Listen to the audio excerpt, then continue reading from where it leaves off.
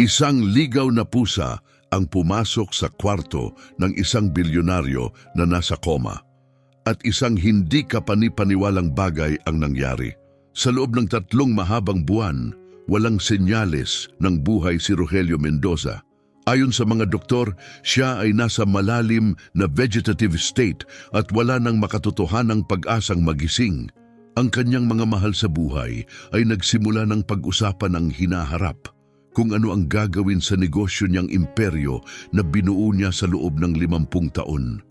Doon dumating ang hindi inaasahan, isang pusang ligaw ang pumasok sa bahagyang bukas na bintana ng kwarto 312 sa ospital.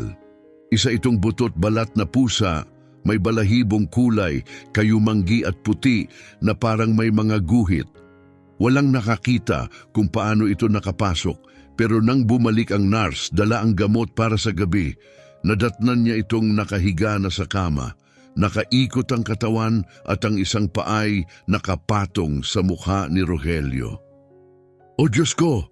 sigaw ng nurse, nagulat habang nahulog ang tray sa sahig at kumalabog sa katahimikan ng pasilyo. Pero hindi gumalaw ang pusa. Nanatili ito sa pwesto, marahang umuunggol na parang kinakausap ang walang malay na lalaki. Dahan-dahan at banayad ang mga kilos nito, tila pinapalubag ang loob ni Rogelio sa pamamagitan ng haplos. Agad siyang nilapitan ng nurse upang alisin ito, ngunit kumapit ng mahigpit ang mga kuko ng pusa sa kumot, ayaw magpatanggal. "Labas! Sige na, bumaba ka sa kama!" Pagsusumamo ng nurse habang umiiwas na magasgasan. Noon, biglang bumukas ang pinto at pumasok ang isang doktor. Si Dr. Eduardo Santos, 23 anyos pa lang, ngunit kilala na bilang isa sa pinakamagaling na neurologist sa ospital, ay huminto sa may pinto at pinanood ang pangyayari. "Sandali!" wika niya ng kalmado, itinataas ang kamay upang pigilan ang nurse. "Tingnan mo ang mukha niya." Lumingon ang nurse at napahinto. Isang patak ng luha ang dumadaloy sa pisngi ni Rogelio Mendoza. Isa lang, pero sapat na upang mabasa ang unan sa ilalim niya. "Hindi maaari," mahina at hindi makapaniwalang wika ng doktor habang lumalapit. "Hindi dapat umiiyak ang mga taong nasa vegetative state." Kinuha ni Dr. Santos ang maliit na flashlight mula sa bulsa at sinilip ang mga mata ni Rogelio. Walang reaksyon, pero nandoon pa rin ang luha. Totoo, hindi imahinasyon. "Sasabihin ko sa pamilya," wika ng nurse, gulat pa rin. Samantala, muling umungol ang pusa, mas malakas ngayon, parang sinusubukang tawagin ang pansin ng isang tao. Patuloy na tinititigan ni Dr. Eduardo ang pusa, parang kilala ng hayop ang lalaki na may koneksyon sila. "Hayaan mo siyang manatili," utos ng doktor. "Gusto kong makita kung anong susunod na mangyayari." Nasa bahay si Ines, nanonood ng pelikula upang takasan ang stress. Nang makita niyang tumatawag ang ospital, una niyang instinct ay huwag sagutin, pero may kung anong nagtulak sa kanyang pindutin ito. "Mrs. Ines," wika ng nurse sa kabilang linya, "kailangan niyo pong pumunta sa ospital. May nangyari po sa inyong ama." Napabilis ang tibok ng puso ni Ines. Kahit may lamat na ang kanilang relasyon, malakas pa rin ang dating ng mga salitang iyon. "Pumanaw na ba siya?" tanong niya, nanginginig ang boses. "Hindi po, hindi. Pero pakiusap, pumunta po kayo agad. Mahalaga po ito." Walang salitang sinagot niya ito, kinuha ang bag at susi ng kotse at dali-daling umalis ng bahay, nakalimutang isara ang pinto. Tila napakatagal ng biyahe, bawat stoplight ay tila sagabal. Napaisip siya, kailan ba huli siyang dumalaw sa kanyang ama? 3 linggo na ba? O 4? Hindi na siya sigurado. Pagdating sa ospital, dali-dali siyang tumakbo sa tahimik na pasilyo papunta sa room 312. Nakabukas ang pinto at may naririnig siyang boses mula sa loob. Huminto siya, huminga ng malalim at tinulak ito. Ang nakita niya ay nagpahinto sa kanyang mga paa. Isang payat at guhit-guhit na pusa ang nakahiga sa tabi ng kanyang ama. Malakas ang pagpur. At si Rogelio Mendoza, Ang lalaking walang galaw ng ilang buwan ay nakaharap ngayon sa pusa. Anong nangyayari? Tanong ni Ines, hindi makapaniwala. Lumingon si Dr. Eduardo sa kanya. Mrs. Mendoza, alam kong parang imposible, pero nag-react po ang inyong ama sa pusang ito. Nakita po naming umiyak siya nang dumating ito. Luha? Ulit ni Ines halatang nagdududa. Matagal na siyang koma. Imposible yan. Ako po mismo ang nakakita, tugon ng doktor. At higit pa roon, nakaharap siya ngayon sa pusa. Dati, diretso lang ang ulo niya. Naglakad si Ines palapit sa kama habang sinusubukang unawain ang lahat. Tiningnan siya ng pusa gamit ang matatalas nitong berdeng mata. May kakaiba sa pusang ito, parang pamilyar, at saka parang isang alaalang matagal nang nakalimutan, biglang bumalik ito. Nakita na niya ang pusang ito noon. Hindi maaari, mahinang bulong niya. Kilala niyo po ba ito? Tanong ng doktor. Dahan-dahang tumango si Ines habang unti-unting bumabalik ang alaala. Ang ama ko, dati siyang nagpapakain ng pusa sa parking lot ng kumpanya, noon pa. Akala ko noon ay isa lang itong ligaw na pusang gusto lang pakainin ng ama ko paminsan-minsan. Mabilis na may isinulat si Dr. Eduardo sa clipboard niya. Maaaring iyon ang nagpapaliwanag sa kanyang reaksyon, wika niya ng may pag-iisip. Posibleng may mas malalim na emosyonal na koneksyon dito, isang bagay na hindi natin inasahan. Umupo si Ines sa tabi ng kama, nakatingin sa misteryosong pusa. Nakatingin din ito sa kanya pero hindi gumagalaw. Nanatiling nakadikit kay Rogelio, patuloy ang mahinang pagpur na umaalingaw-ngaw sa tahimik na silid. Gaano na ito katagal dito? Tanong niya, pilit pa ring iniintindi ang lahat. 2 oras, sagot ng nurse. Nadatnan namin ito rito at sinubukang alisin, pero naging balisa ito at kumapit sa kumot gamit. Ang mga kuko ayaw niyang umalis. Muling tumingin si Ines sa kanyang ama. Ang tensyon sa kanyang mukha, dala ng dekadang pagtatrabaho at paghahangad ng tagumpay, ay tila nawala. Bagamat hindi pa rin siya gumigising, may kakaibang lambing na sa kanyang itsura, parang payapa. Hayaan mo siyang manatili, mahina niyang sabi kahit siya'y nagulat sa sarili.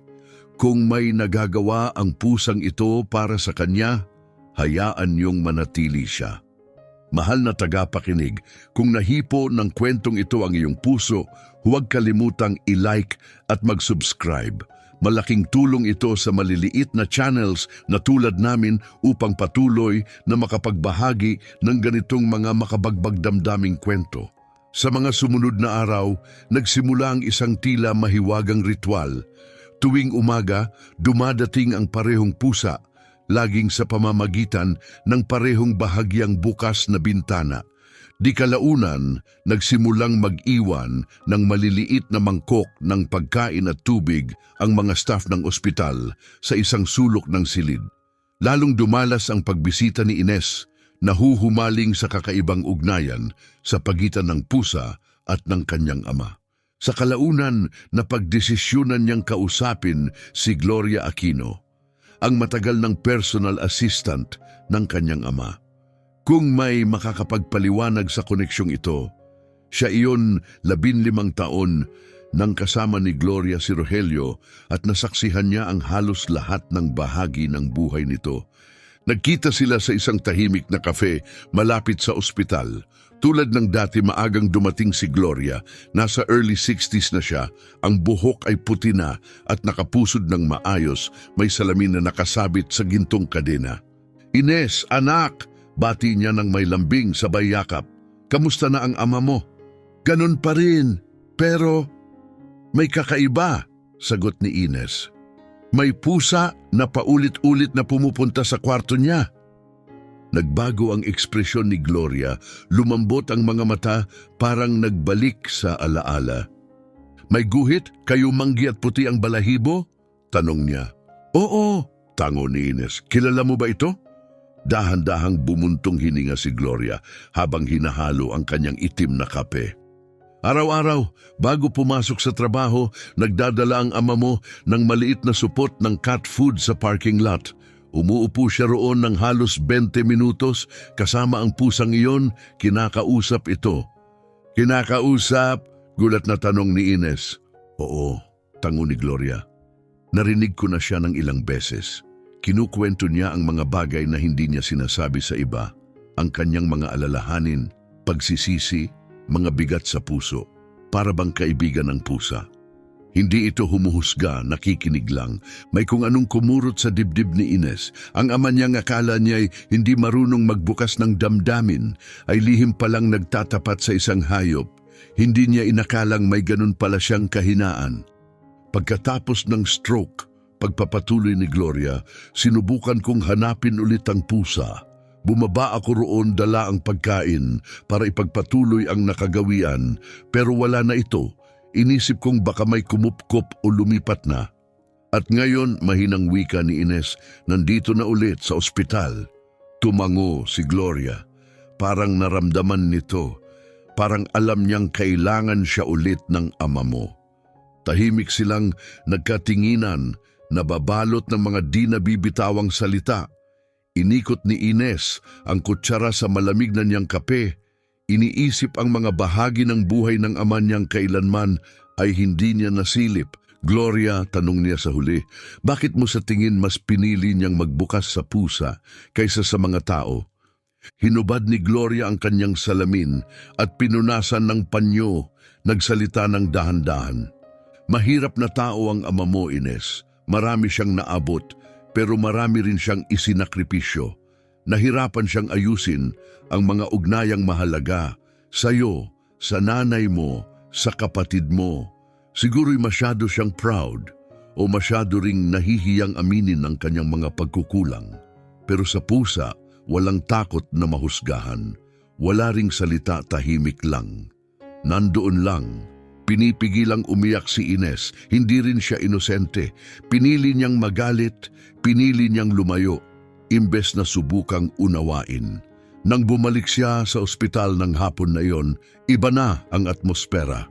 Nandoon ang kanyang Tio Ricardo at galit na galit.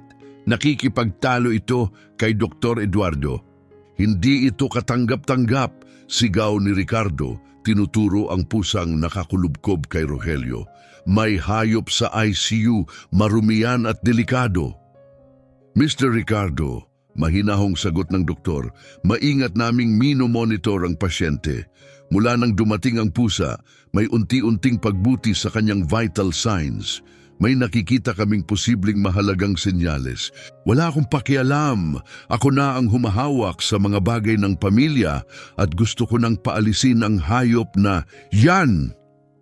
Pumasok si Ines sa silid at marahang isinara ang pinto sa likuran niya.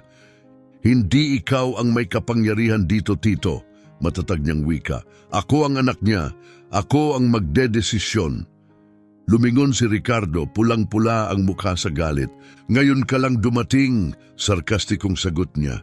Ilang linggo kang wala, pero ngayong may pusang dumating, bigla ka na lang naging dutiful daughter. Masakit ang mga salitang iyon dahil totoo ang karamihan sa mga ito, pero hindi na tinag si Ines. Mananatili ang pusa. Kung tinutulungan nito ang tatay ko, hindi ito aalis, mariing sabi ni Ines. Tumugon si Ricardo ng mapait na tawa. Wala kang kaalam-alam sa ginagawa mo, iha. Hindi na magigising ang tatay mo. Mas mabuting harapin mo na ang katotohanan para sa ikabubuti ng lahat. Ang ibig mong sabihin para sa ikabubuti mo, singhal ni Ines, napakadaling mangyari niyan para sa iyo. Habang wala siya, hawak mo ang negosyo niya. Sumunod ang mabigat na katahimikan, nanigas ang mukha ni Ricardo. Hindi mawari ni Ines kung galit ba ang nakikita niya sa mga mata nito o takot. Marahil pareho. Guni-guni mo lang yan, malamig na sabi ni Ricardo, nag-iingat ang tinig. Kung ganon linawin mo, hamon ni Ines, bakit ka ba sobrang sabik na paalisin ang pusang iyon? Bakit mo pinipilit na ideklarang walang kakayahan si Papa? Hindi sumagot si Ricardo. Sa halip, Tumalikod siya at umalis, malakas na isinara ang pinto. Malalim na bumuntong hininga si Dr. Eduardo. Mukhang marami kayong pinagdadaanan sa pamilya. Wala ka pang alam, mahina ang sagot ni Ines habang naupo sa tabi ng kama ng kanyang ama. Gumalaw ang pusa, dumilat ang berdeng mga mata bago muling yumakap sa tabi ni Rogelio. Inabot ni Ines ang kamay at hinaplos ang balahibo nito sa kabila ng magaspang na buhay na tila dinaanan nito, nakakagulat na lambot ng balahibo. Paano mo nagawa? Bulong niya sa pusa. Paano mo siya naabot samantalang wala ni isa sa amin ang nakagawa? Sa mga sumunod na araw, nagsimulang mag-usisa si Ines sa nakaraan ng kanyang ama. Hinanap niya ang mga dating empleyado, mga tapat na manggagawang naglingkod kay Rogelio sa loob ng maraming taon. Isa-isa nilang ibinahagi ang mga kwento na hindi kailanman inasahan ni Ines. Ibinunyag ni Don Miguel, ang janitor, na palihim na pinagbayad ni Rogelio ang matrikula ng anak niya sa kolehiyo. Sabi naman ni Doña Maria mula accounting, may lihim na pondo si Rogelio para tumulong sa mga empleyadong dumadaan sa mahirap na panahon. Unti-unting nabuo sa isip ni Ines ang isang bagong larawan ng lalaking mahigpit at matigas sa labas, ngunit tahimik na maawain sa likod ng mga saradong pinto. Sa isang muling pagkikita sa kapehan, ibinahagi ni Ines ang kanyang mga napag-isipan kay Gloria. Bakit niya itinago ang lahat ng iyon? Tanong niya. Uminom muna ng kape si Gloria bago sumagot. Dahil natatakot siya, takot na masabing mahina, takot na samantalahin. Galing siya sa kahirapan, Ines. Wala siyang pinagmulan.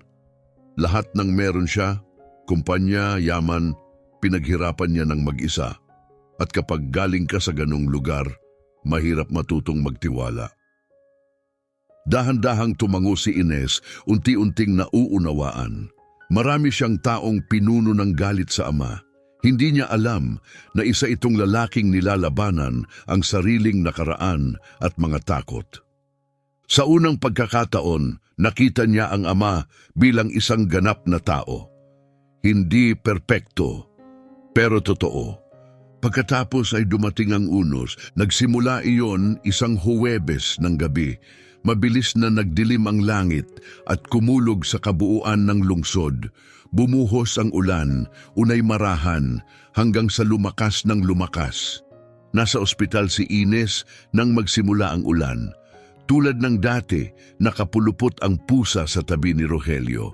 Ngunit nang lumakas ang hangin at kumislap ang mga kidlat, naging balisa ang hayop. Nagikot ito sa silid, nakataas ang buntot, nakatitig sa bintana. Gusto mo bang lumabas? Mahinang tanong ng nurse. Kinakabahan talaga ang mga pusa kapag may bagyo. Huwag niyo siyang palabasin, pakiusap ni Ines, nag-aalala. Baka hindi na siya makabalik. Ngunit nakapagpasiya na ang pusa. Sa isang iglap, tumalon ito sa pasimano ng bintana at naglaho sa ulan bago pa man ito mapigilan. Tumakbo si Ines sa bintana, wala na ang pusa. Nilamon ng unos. Hindi, sigaw niya. Hanapin niyo, may kailangang humabol. Hinawakan ni Dr. Eduardo ang kanyang balikat. Ines, hindi tayo makakapaghanap sa ganitong panahon. Delikado. Maghintay muna tayo. Babalik din yan kapag huminto ang ulan. Ngunit hindi bumalik ang pusa. Hindi ng gabing iyon. Hindi kinabukasan ni sa sumunod pa. 3 araw ang lumipas na walang balita at si Rogelio Mendoza ay unti-unting nanghina. Ang mga senyales ng paggaling ay nagsimulang bumagsak. Bumaba ang presyo ng dugo, bumagal ang paghinga. Lalong nag-alala si Dr. Eduardo. Parang nawala ang sandigan niya, mahina niyang sabi kay Ines. Parang may nawawalang bagay na nag-uugnay sa kanya sa mundong ito. Pagsapit ng ika-4 na umaga, hindi na nakatiis si Ines. Umalis siya sa ospital at nagsimulang maghanap sa mga lansangan. Nilibot niya ang mga eskinita, mahinang tumatawag sa bawat kanto. Pinagtitinginan siya ng mga tao, isang babaeng maayos, ang bihis, naglalakad mag-isa habang tinatawag ang pusa sa gitna ng lungsod. Ngunit hindi niya iyon alintana. Hindi na ito basta tungkol sa hayop, tungkol ito sa kanyang ama. Sa wakas ay pagbuo ng tulay sa pagitan nila na matagal nang naputol. Humupa na ang ulan, ngunit nanatiling madilim ang langit. 5 bloke na lang ang layo ni Ines sa ospital nang marinig niya ito, isang mahinang miyaw mula sa makipot na eskinita. Mabilis siyang tumakbo sa pinanggalingan ng tunog at doon sa malamig na semento nakahiga ang pusa. Mahina ito, basang-basa, gusot ang balahibo. Isang matandang babae ang nakaluhod sa tabi nito, marahang hinahaplos ang tagiliran. "Pakitulungan niyo ako," agad na sabi ng matanda nang makita si Ines. "Natagpuan ko siya kahapon. Sa tingin ko, nabangga siya ng kotse." Napaluhod si Ines, mabilis ang tibok ng puso habang tinititigan ang sugatang hayop. Hirap na hirap huminga ang pusa at ang isa nitong paa sa likuran ay baluktot sa hindi natural na paraan. "Dadalin ko siya sa veterinaryo," mabilis niyang sabi habang hinuhubad ang kanyang jacket at marahang ibinalot iyon sa pusa upang bigyan ito ng init. "Sandali," mahinang sabi ng matandang babae. "Parang pamilyar sa akin ang pusang ito. Hindi ba siya ang parehong pusa na pinapakain ng ama mong si Rogelio tuwing umaga?" Napatigil si Ines at marahang itinaas ang tingin upang pagmasdan ang mukha ng babae. May kakaibang pamilyaridad sa mga guhit at pagod nitong mga mata. "Paano mo kilala ang tatay ko?" maingat niyang tanong. Ngumiti ang babae ng malungkot. "Dati akong nagtatrabaho sa pamilya ninyo. Noon pa, ako si Carmen, ang dating kasambahay." Parang binuhusan ng malamig na tubig si Ines. Carmen, ang babaeng nag-alaga sa kanya noong bata pa siya at biglang nawala noong 15 taong gulang pa lang siya. Isang araw, nandoon pa at kinabukasan, wala na, walang paliwanag. Basta na lang nawala. "Doña Carmen!" mahinang sabi ni Ines, nanginginig ang tinig. "Hindi ko alam na nandito ka pa rin." "Hindi naman ako umalis," sagot ni Carmen sa mahinahong tinig. "Wala na rin akong ibang mapupuntahan." Tumingin si Ines sa mahina at marupok na pusang nasa kanyang mga bisig, saka bumalik ang tingin kay Carmen. Mabilis ang takbo ng kanyang isip. Napakaraming tanong, napakaraming hindi pa niya nauunawaan. "Sasama ka ba sa akin?" tanong niya. "Kailangan kong dalhin ang pusa sa veterinaryo, pero pagkatapos gusto ko sanang makausap ka." Sandaling nag-alinlangan si Carmen bago marahang tumango. "Mahal na tagapakinig, kung nagugustuhan mo ang kwentong ito, huwag kalimutang mag-like at mag-subscribe sa aming channel. Ang iyong suporta ang nagbibigay buhay sa mga ganitong kwento. Ngayon, balik tayo sa kwento. Malapit lang ang klinikang veterinaryo, mga 10 minuto lang ang layo. Tahimik na nagmaneho si Ines, nakatutok sa kalsada, habang si Carmen ay maingat na karga ang pusa sa kanyang kandungan. Marahang hinahaplos ang basang balahibo nito. Mahina at puno ng sakit ang mga iyak ng pusa. Halatang naghihirap ito. Pagdating sa klinika, sinalubong sila ng batang veterinaryo, si Dr. Eduardo, na agad kinuha ang pusa para suriin. Pagkalipas ng ilang minutong puno ng kaba, bumalik ito dala ang balita. "Bali ang paa niya," paliwanag ng doktor. "Matindi rin ang dehydration at kulang sa nutrisyon. Kailangan niya ng operasyon, gamot at ilang araw na pagmamasid dito sa klinika." "Magkano ang lahat?" tanong ni Ines. Mabilis na nagkwenta si Dr. Eduardo. Para sa operasyon, gamutan at pananatili, mga 5,000 piso ang aabutin. Sandali lang nag-isip si Ines. Naalala niya ang ipon niyang nakatabi para sa mga emergency, pero pagtingin niya sa pusa, alam niyang hindi ito basta hayop lamang. May kahulugan ito para sa kanyang ama at ngayon para rin sa kanya. "Gawin niyo ang lahat ng kailangan," sabi niya. "Ako ang bahala sa bayad." Habang inihahanda ng mga nurse ang pusa para sa operasyon, naupo sina Ines at Carmen sa tahimik na waiting area. Mabigat ang hangin sa pagitan nila, puno ng mga tao ng pananahimik, sakit at mga salitang hindi kailanman nasabi. Pagkaraan ng ilang sandali, marahang nagtanong si Ines, "Bakit ka umalis, Doña Carmen? Hindi ko kailanman nalaman kung anong nangyari." Malalim na bumuntong hininga si Carmen, nanginginig ang mga daliri. "Hindi ako umalis dahil gusto ko, Hija. Pinaalis ako." "Pero bakit?"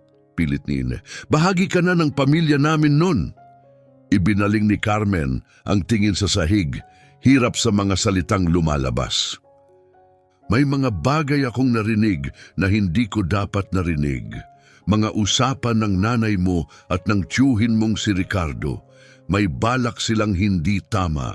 Kumuha ng pera mula sa kumpanya nang hindi nalalaman ng tatay mo." Napatigilan si Ines, tahimik na nakikinig.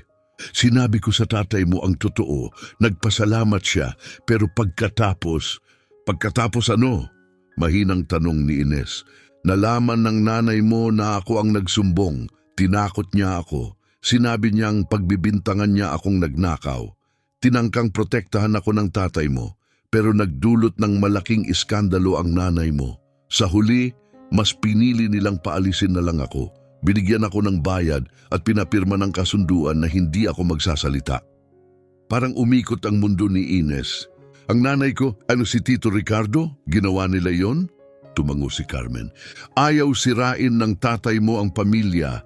Binigyan niya ako ng malaking kabayaran at humingi ng tawad, pero labis akong nasaktan.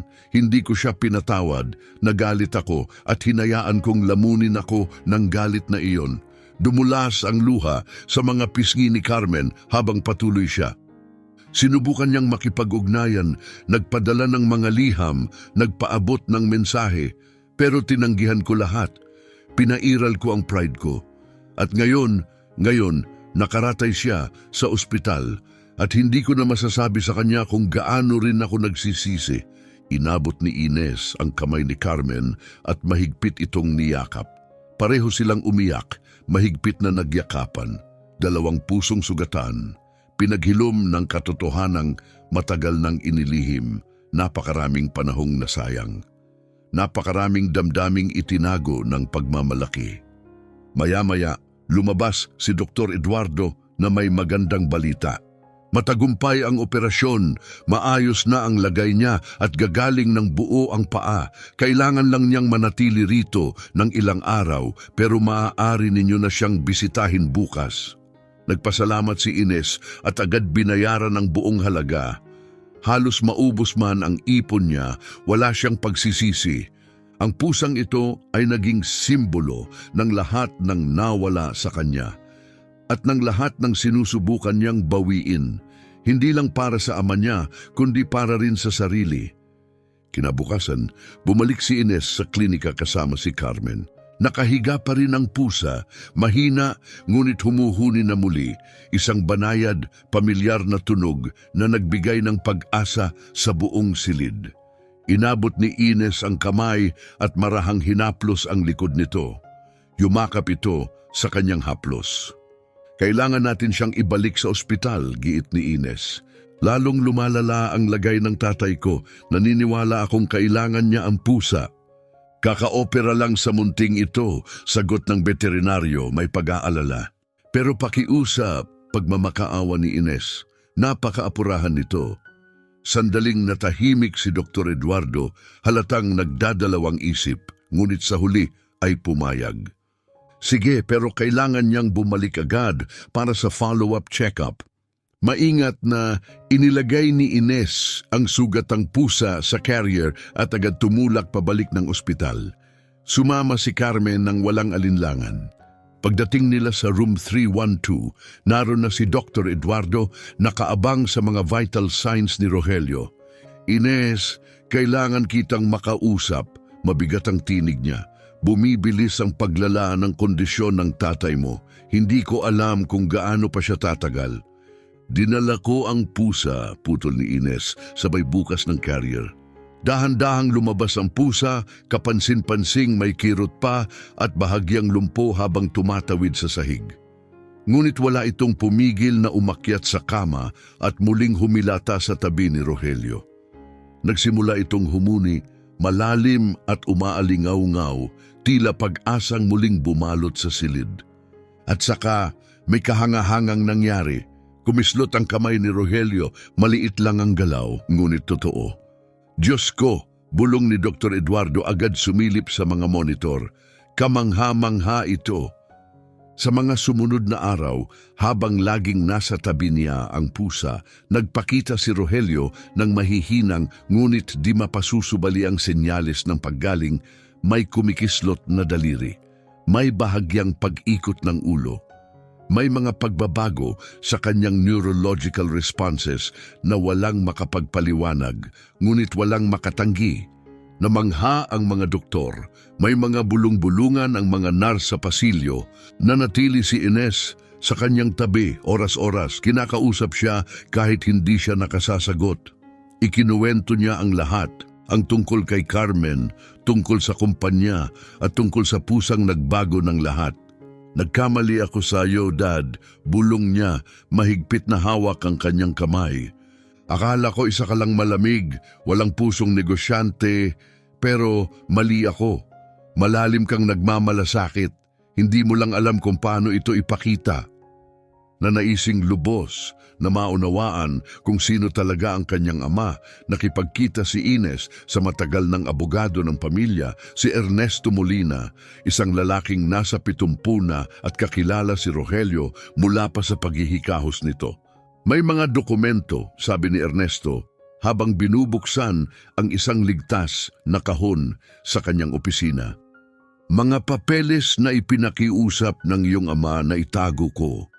Plano niyang ilahad ang mga ito pagdating niya sa ika-65 kaarawan, pero nangyari ang aksidente.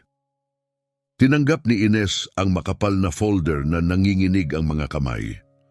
Sa loob ay may mga detalyadong dokumento, mga huling habilin, plano para sa mga charity foundation at mga liham ng layunin. Plano ni Rogelio na ibigay ang kalahati ng kanyang yaman sa mga makabuluhang adhikain, pagpapatayo ng mga paaralan, klinika at mga sentrong sumusuporta sa mga naaapi at mahihina. Kalahati? Hindi makapaniwala si Ines. Iyon ay milyong-milyong piso. Hindi niya nakalimutan kung saan siya nanggaling, mahinahong tugon ni Ernesto. Ibinangon niya ang kayamanan mula sa wala, ngunit natatakot siyang hindi matatanggap ng pamilya ang mga pasya niya, kaya't balak niyang ibigay ito ng paunti-unti, palihim. Alam ba ito ni Tito? Tanong ni Ines. Umiling si Ernest. Wala, tayong dalawa lang. Kinagabihan umuwi si Ines na balisa sa bigat ng kanyang mga natuklasan. Lubos nang nagbago ang tingin niya sa kanyang ama. Ngunit kinabukasan ng umaga, tumawag si Ernesto. Mabilis at alisto ang tinig. Ines, anya, dumating sa opisina ko ang tiyo mong si Ricardo. Gusto niyang ihanda ko ang mga dokumento para ideklara ang ama mo na legal na walang kakayahan. Aniya, para raw sa ikabubuti ng kumpanya. Ano ang sinabi mo? Sinabi kong kailangan ko ang pahintulot mo bilang pinakamalapit na kaanak. Pero dapat mong malaman, kapag naikasa ang deklarasyong iyon, hindi marerespeto ang mga plano ng ama mo si Ricardo ang magkakaroon ng kontrol sa lahat. Walang pag-aalinlangan, nagtungo si Ines sa opisina ni Ernesto. Naroon na si Ricardo naghihintay. Aba, dumating din sa wakas, nakangising tukso nito. Narito ako para asikasuhin ang kumpanya dahil abala ka raw magbantay ng pusa. Alam ko ang plano mo, malamig na sagot ni Ines. Talaga? Pakiliwanagan mo nga ako.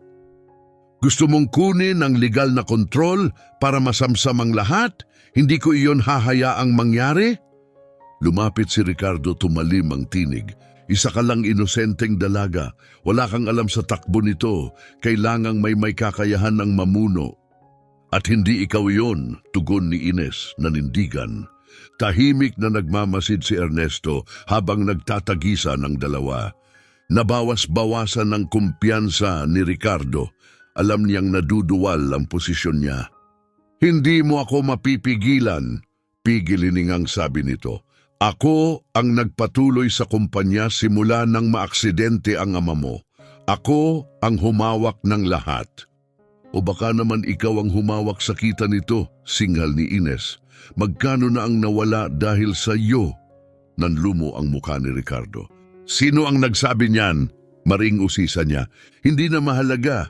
Ang mahalaga alam ko na ang totoo at malapit na ring malaman ng tatay ko. Kita ang pagkayanig ni Ricardo habang tahimik na lumabas ng opisina. Alam ni Ines na nagkaroon siya ng makapangyarihang kaaway, ngunit hindi siya nagsisisi. Sa mga sumunod na araw, masusing nagsiyasat si Ines.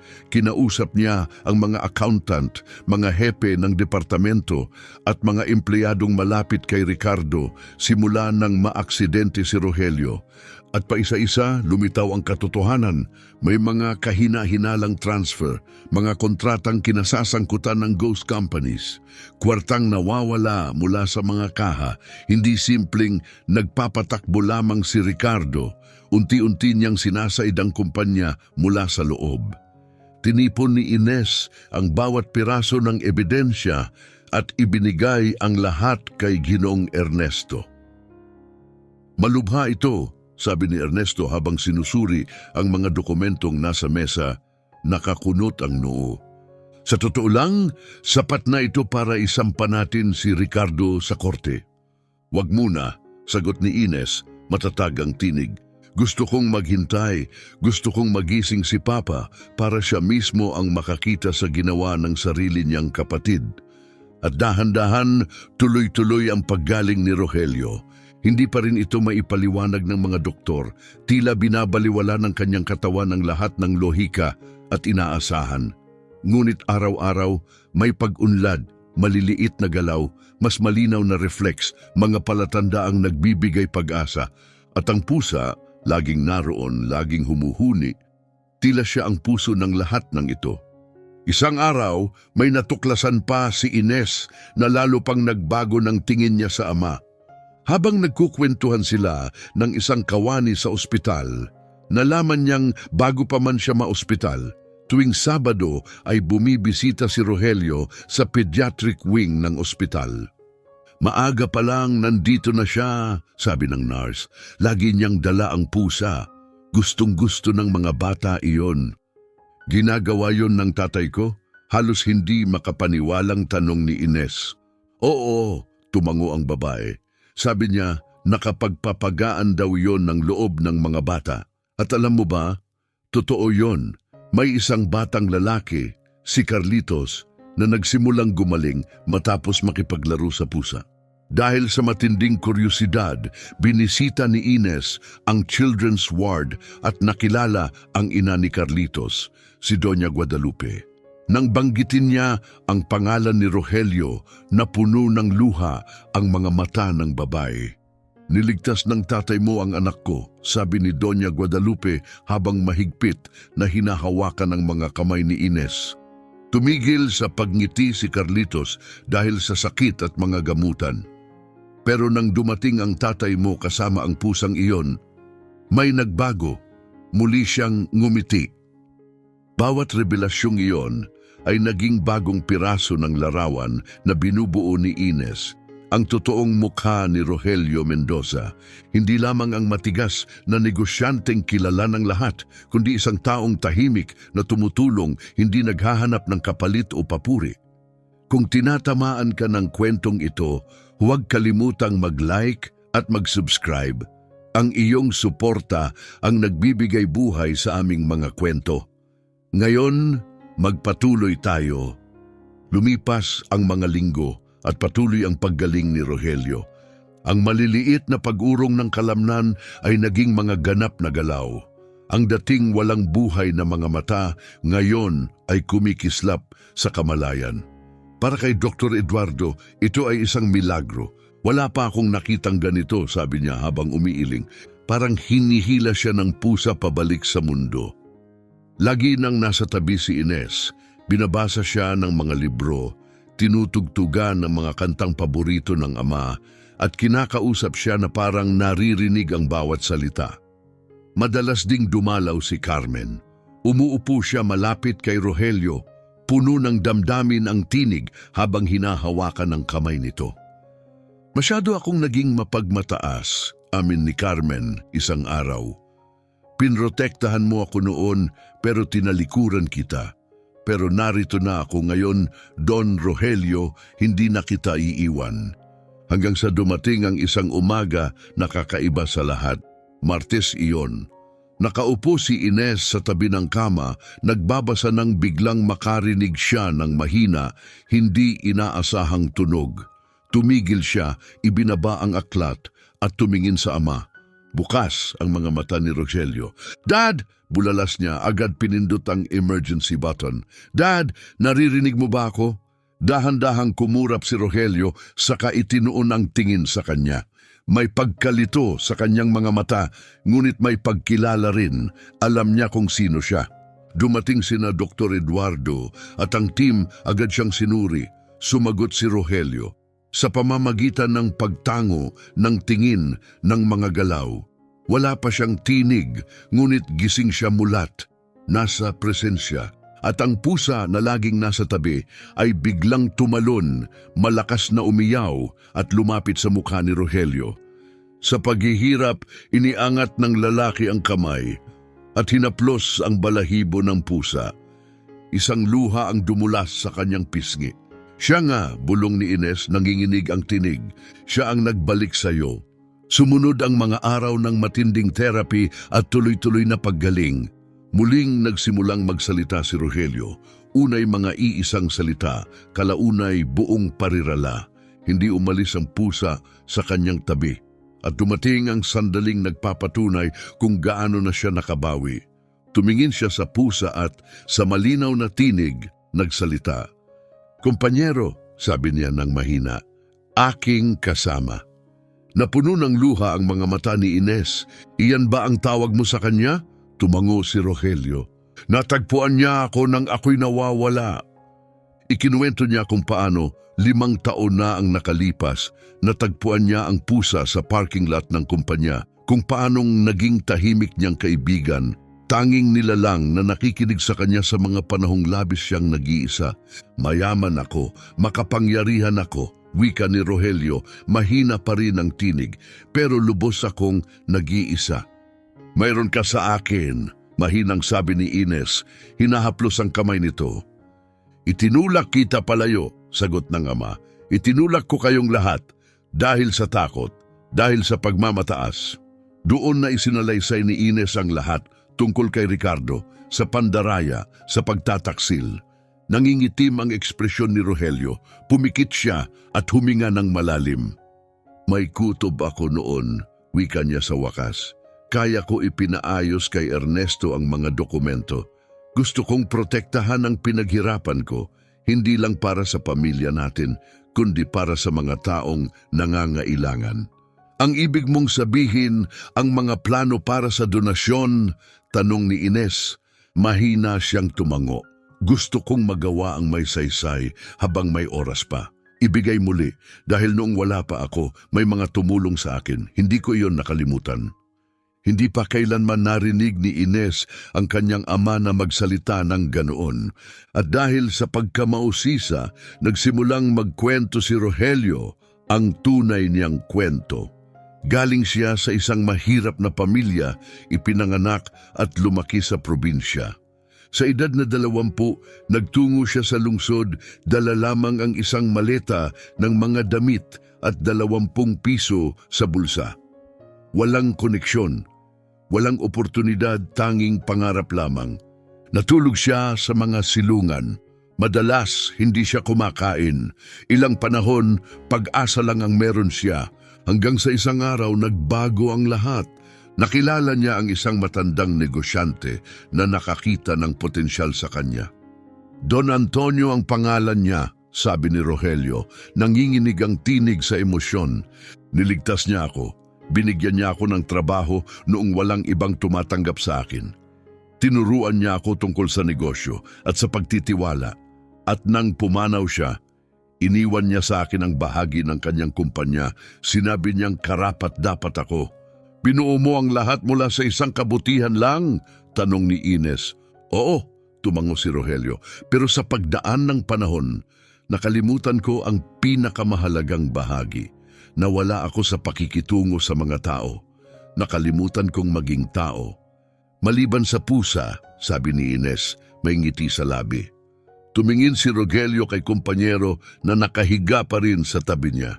Hindi niya ako hinusgahan, mahinang sabi nito. Wala siyang hinihingi, basta nandun lang siya. Habang lumalakas si Rogelio, dumating ang araw ng paghaharap sa katotohanan at sa kanyang kapatid. Tinipon ni Attorney Ernesto ang lahat sa kanyang opisina. Nasa wheelchair si Rogelio, nakatayo sa tabi niya si Ines, at si Ricardo ay nakaupo sa tapat nila, halatang kinakabahan. Ninakawan mo ako, diretsyong sabi ni Rogelio, kalmado ngunit matatag ang tinig.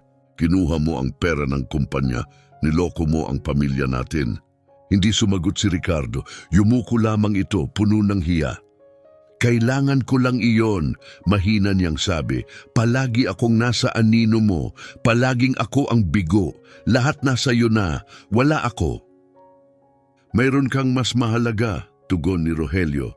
Mayroon kang respeto ko, mayroon kang pamilya, at itinapon mo iyon. Dahil sa pera, singit ni Ines, pinili mong ang kasakiman kaysa sa pagmamahal.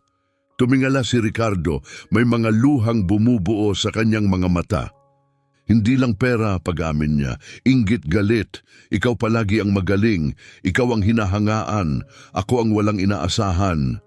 Tahimik sandaling nag-isip si Rogelio bago nagsalita ng mga salitang walang inaasahan ni Numan. Pinatatawad kita. Bumagsak sa katahimikan ang mga salitang iyon, parang bato sa kalmadong tubig. Napatitig si Ricardo, gulat na gulat. Ano? Pinatatawad kita, ulit ni Rogelio, banayad ang tinig. Dahil nagkulang din ako, hindi ako naging mabuting kapatid. Hindi ko nakita kung gaano ka nahihirapan. Hindi ko nasabing hindi mo kailangang makipagkumpetensya sa akin. Halos hindi mapigil ni Ines ang pagluha. Ang amang minsang malamig at malayo, ngayon nagpapakita ng kabutihan at pagpapakumbabang hindi niya kailanman nakita. Ngunit, dagdag ni Rogelio, ibabalik mo ang pera at aalis ka sa kumpanya, hindi bilang parusa, kundi dahil kailangan mong hanapin ang sarili mo sa labas ng anino ko. Tumango si Ricardo, umiiyak, walang masabi. At sa gayon, nagtapos ang isang panahon at tahimik na nagsimula ang bago. Sa mga linggong sumunod, nagbago ang lahat. Patuloy na gumaling si Rogelio, hindi lang ang katawan, kundi pati ang kaluluwa. Ang lalaking minsang nabubuhay para sa negosyo, ngayon ay nabubuhay para sa mas mataas na layunin. Ipinagpatuloy niya ang mga planong donasyon na minsan niyang itinago. Kalahati ng kanyang yaman ay inilaan upang magdulot ng tunay na pagbabago, pagpapatayo ng mga paaralan, ospital at mga programang pangkomunidad. Maging ang bahagi ng ospital kung saan siya ginamot ay ginawang sentro para sa animal-assisted therapy.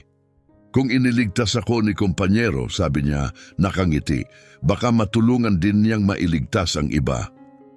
Pagkalipas ng 6 na buwan, nagbukas ang sentro. Puno ito ng buhay, mga pusa, aso, maging kuneho. Naglalaro ang mga batang pasyente, muling ngumiti ang matatanda. Ang mga dumaraan sa rehabilitasyon ay muling nagkaroon ng inspirasyon sa pakikisalamuha sa mga hayop. May sariling sulok si kumpanyero, isang mainit at komportabling lugar na may malambot na higaan kung saan siya nagpapahinga sa pagitan ng mga pagbisita. Si Ines naman ay pumasok sa bagong tungkulin bilang pinuno ng kumpanya.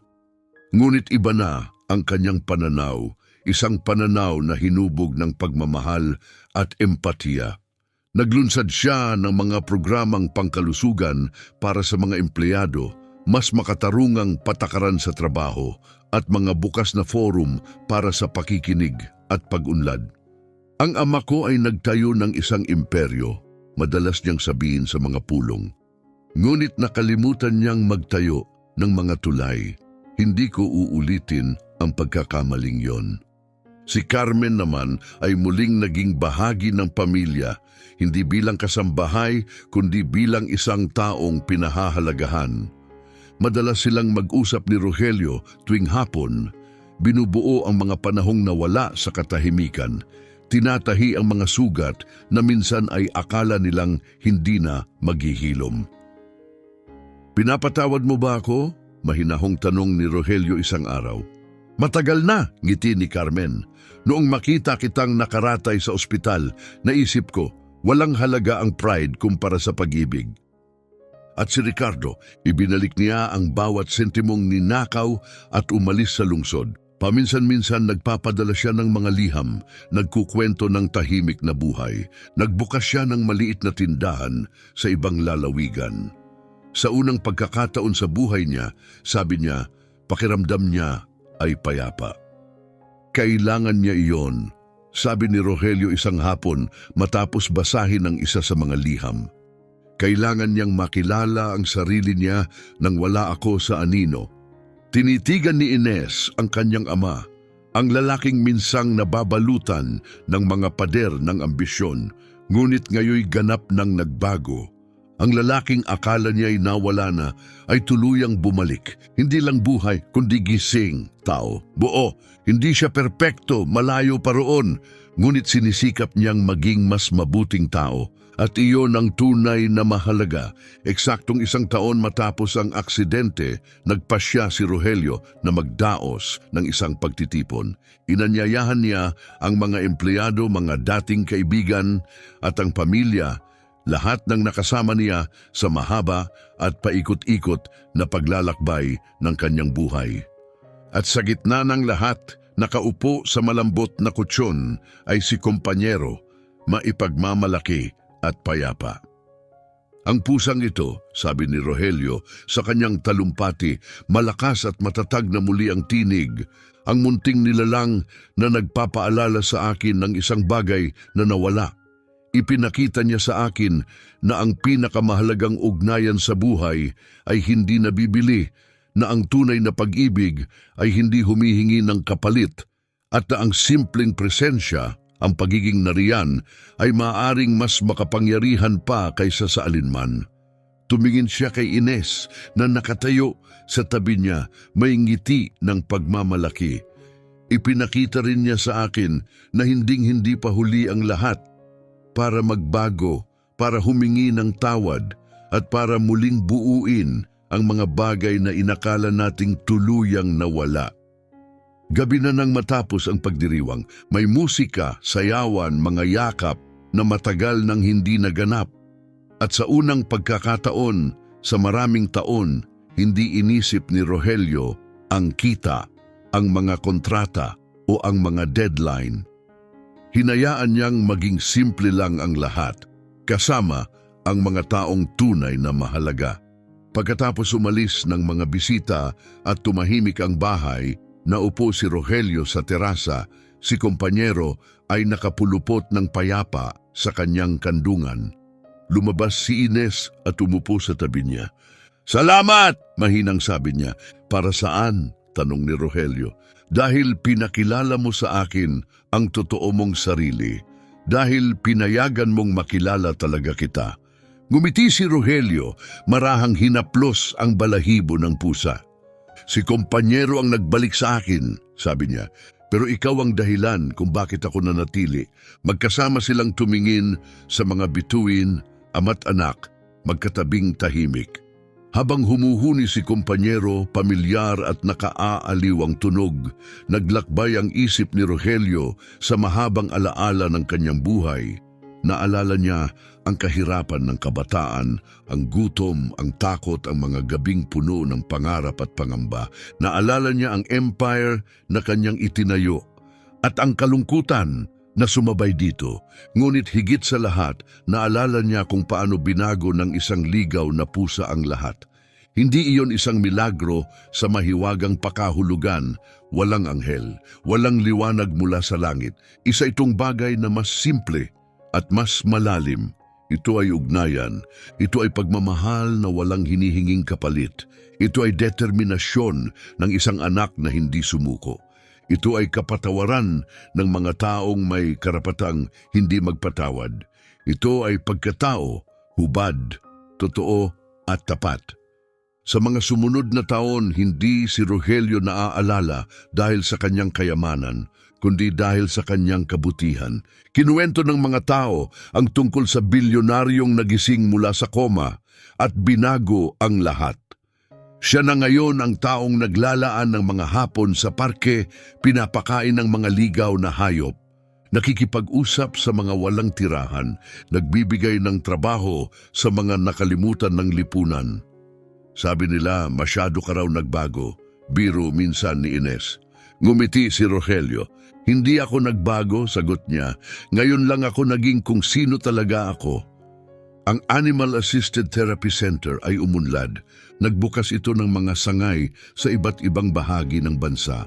Libo-libong tao, mga bata, matatanda at may sakit ang nakatagpo ng kagalingan sa tulong ng mga hayop.